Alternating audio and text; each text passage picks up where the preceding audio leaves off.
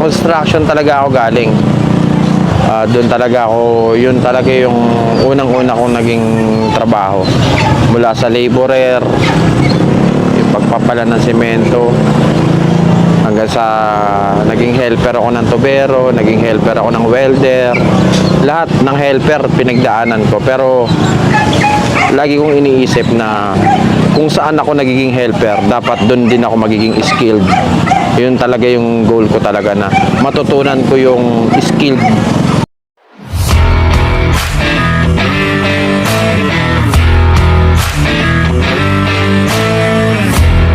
Nung tumagal, natuto ako tubero, natuto ako magmason, natuto ako magkarpentero, natuto rin ako magpintor, hanggang sa naging foreman ako. Tapos yun, nagkaroon ako ng konting ipon. Tapos yung tao na laging nakasuporta sa akin, lagi nagplano kami na magtayo ng business.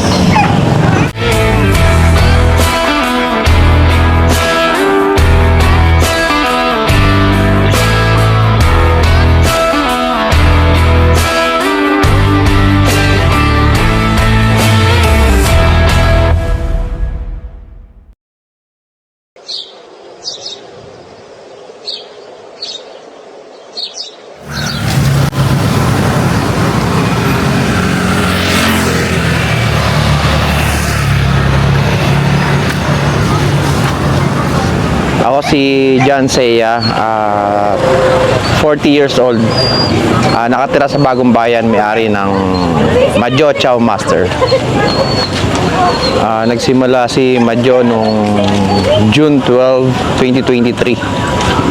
Second branch, inumpisahan ko to, 2 weeks lang yung preparation ganun kabilis. Kasi may mga comments kasi sa page at saka dun sa comment section ng mga vloggers na gusto nilang kumain pero wala talagang parking dun sa unang branch ko.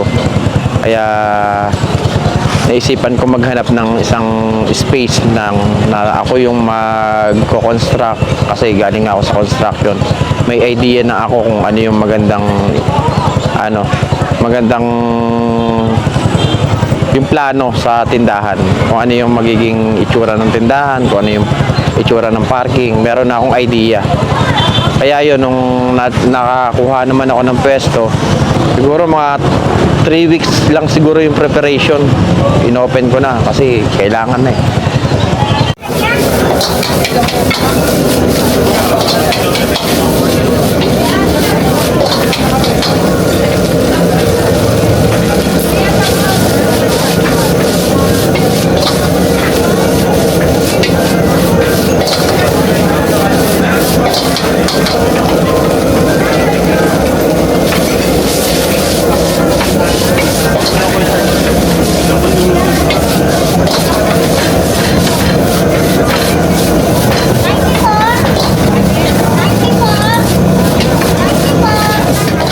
adjustment. Marami sobrang daming adjustment kasi unang-una mga staff ko sobrang daming na ngayon. Hindi ko alam kung paano pagmamanage ang gagawin ko sa tao dahil sobrang dami. Pinag-aaralan ko pa ngayon kung paano yung pag-manage sa tao.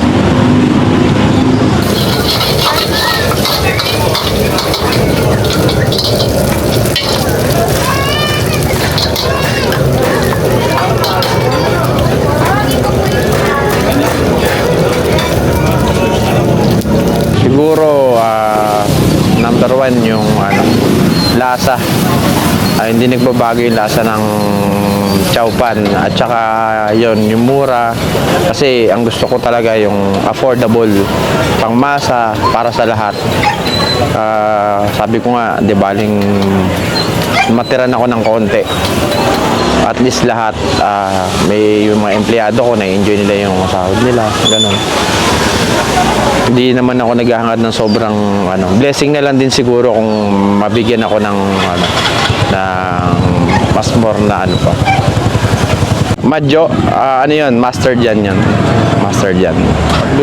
Tutunan ko yung pagluluto ng chow pan. Yun, kapapanood ko lang ng Facebook nga. Kasi nga, nung nagkaroon ako ng, yung una kasing business na itinayo ko, yung parisan, una talyer, tapos naging parisan. Nag-focus ako sa pares, sinet aside ko lahat ng gamit ko sa talyer. Bumagsak yun. Bumagsak yung, ano, parang nalugi siya. Hanggang sa nabaon ako sa utang. Ngayon, parang madidepress na ako, hindi ko na alam yung gagawin ko kasi syempre iniisip ko yung kapakanan ng mga anak ko, paano na yung ano, kung mababaon ako sa utang, yung tindahan mawawala. Tapos sa kwarto lang ako, lagi lang ako nag-i-scroll, nanonood ako ng mga videos, ng mga vlogger, napapanood yung mga vlogger. Okay to, mukhang maganda tong chow pan, nakikita ko kay Boss Juan, magaling. Parang iniisip ko mukhang magandang kitaan kahit na siguro pa konti-konti madagdag ko sa pares. Yun, pinag-aralan ko yung paghagis ng rice. Nung una, syempre hindi pa masyadong magaling wala pa talaga. Pero nilakasan ko na lang loob ko, bawat kilos ko iniisip ko para sa pamilya ko to, para sa mga anak ko tong ginagawa ko na to. Yun, hanggang sa natutunan ko rin. Tapos yun, one time na nadaanan nga ako ni Pinoy Vegetarian. Sabi niya sa akin, maganda yung ano mo, showmanship mo. Tuloy mo lang yan. Tuloy mo lang yung ginagawa mo na yan. Nakikita ko na darating yung araw, makikilala yung chow pan kasi dito sa Bulacan parang wala pa akong nakitang ganyan na nagluluto sa tabi ng kalsada. Kaya yun, parang nagkaroon ako ng lakas ng loob na ituloy. Tapos galingan pa, yun. Sarapan pa yung kasi nagkaroon ako ng kakampi kasi nung time na yun wala na talaga akong kakampi, sarili ko na lang, sa mga anak ko na lang, doon na lang ako tumitingin. Wala na akong kaibigan, mga kapatid, parang hindi na rin masyadong sa akin kasi yun nga nabaon talaga ako sa utang na wala na akong malapitan. Yun, parang ang bilis lang, months lang mula nung na-vlog ako ni Pinoy Vegetarian hanggang ngayon, parang isang panaginip lang, parang isang iglap lang na ayun na, ito na siya ngayon. Nandito na ako sa malaking space, dalawa na yung branch ko, kaya malaking tulong talaga sa akin yung vloggers, lalo na yung si Pinoy Vegetarian. Nabigyan niya ako ng break na makilala si Madjo sa publiko na mura, masarap. Hindi naman natin masasabi na quality talaga dahil siyempre hindi naman natin mape-perfect talaga yan. Kung ako lang, para lang sa akin, mape-perfect ko siguro dahil ako yung kung ako mag-hands on. Pero kung ganyan kalaki, siyempre mga tauhan na hindi na natin maano yung talagang yun sa akin. Pero mas pinipilit ko pa rin na kung ano yung inumpisahan ko, yun din yung makita ko hanggang sa huli. Mga customer ko, nagugulat ako kasi hindi ko alam kung inaano lang nila ako kumbaga parang binibiro na lang na nanggaling sila ng Zambales, nanggaling sila ng Nueva Ecija, nanggaling sila ng QC. Parang nagugulat ako na ang dami nilang nadaanan na kainan pero mas pinili nilang dito magpunta. Kaya lagi ko sinasabi sa mga staff ko na mag-iingat kayo lagi kasi ang mga customer natin hindi nanggaling sa malapit, nanggagaling sila sa malayo, nag-effort sila na pumunta rito. Bigyan natin sila ng magandang serbisyo. Baka sakaling bumalik pa sila kasi sa layo na yon. Swerte na lang kung balikan pa. Pero yung mga nasa malapit naman, talagang regular customer naman, talagang lagi talagang bumabalik. Satisfied naman sila dun sa Hindi kayo malolos Bulacan. Dito lang din po sa Bulacan, giginto. Basta magaling sa giginto ng galing. Sulit at saka masarap. Babalik The best. Thank you, Bulacan. Hindi naman lahat. Siyempre, hindi naman natin may iwasan yung mga magko-comment ng hindi maganda. Pero pasalamat na lang din ako dun sa mga nagko-comment ng hindi maganda kasi doon ko na itutuwid yung mga mali. Kasi kung walang comment na ganun, hindi ko malalaman yung problema ng tindahan ko. Kaya thankful pa rin ako dun sa mga nagko-comment na hindi ko siya tinitingnan as basher. Tinitingnan ko siya as para maging lesson sa akin na yung staff ko, ganun yung ginagawa nila, yung attitude, yung pagpaprocess ng pagkain. Doon ko kasi nalalaman dahil syempre nabigla ako, hindi naman ako talaga totally ganito na business na ganyang kalaki. Maliit lang ako, nasa kanto-kanto lang ako dati. Tapos meron akong business na ngayon na ganito kalaki. Hindi ko siya mamamanage kung wala talagang magko-comment ng ganun. Kaya thankful na rin ako sa mga nagko-comment ng ganun. Hindi ko sila tinitinan as basher. Doon ako natututo eh. Ang mapapayo ko sa inyo, yung mga nag-uumpisa pa lang, nagsisimula, lagi nyong iisipin na yung ginagawa nyo is gusto nyo. Yun nasa puso nyo. At saka huwag nyong titingnan lagi yung kita. Huwag kayong babase doon sa ginagawa nyo doon sa kita. Ang isipin nyo lagi, mabigyan nyo ng magandang servisyo yung customer para sila yung magbibigay sa inyo. Huwag nyong i-insist na kayo yung kailangan kumita. Kailangan yung customer satisfied dun sa ginagawa ninyo. Pangalawa, maging hands-on kayo. Tapos huwag nyong sukuan. Pag may problema, gawan nyo kaagad ng paraan. Parang tulad sa akin ngayon, alam ko naman na hindi pa ako nakakapag-comply sa permit. Pero pinipilit ko na gawin. Kasi ayoko magkaroon ng problema.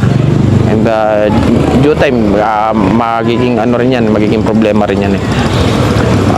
Yun nga, dapat lagi nyo iisipin yung customer nyo, mabigyan nyo ng magandang servisyo.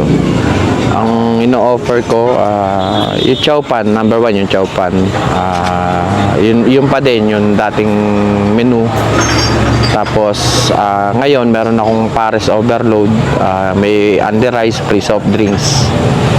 Tapos nag-set ako ng grilled. Plano ko mag-grilled ngayon. Tsaka yung sinigang na dinosaur. Ayun. Plano ko maglagay nun kasi gusto ko meron soup, meron kakaiba. Ayun. Located siya sa Kupang, Barangay May Santol, Bulacan, Bulacan. Malapit lang siya sa bisita ng Kupang. Halos tabi lang siya.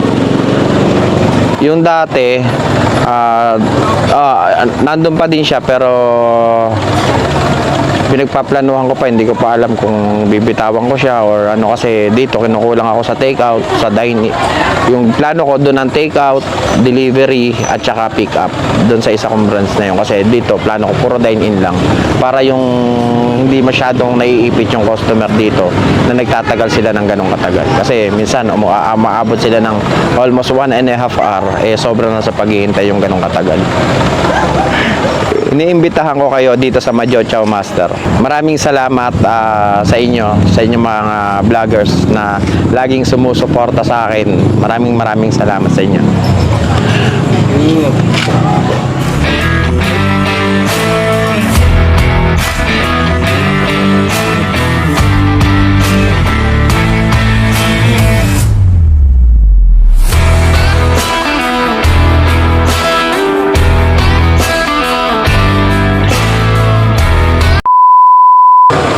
Ano ba? Nahihilo ako. Ulit. Sige. Madyo.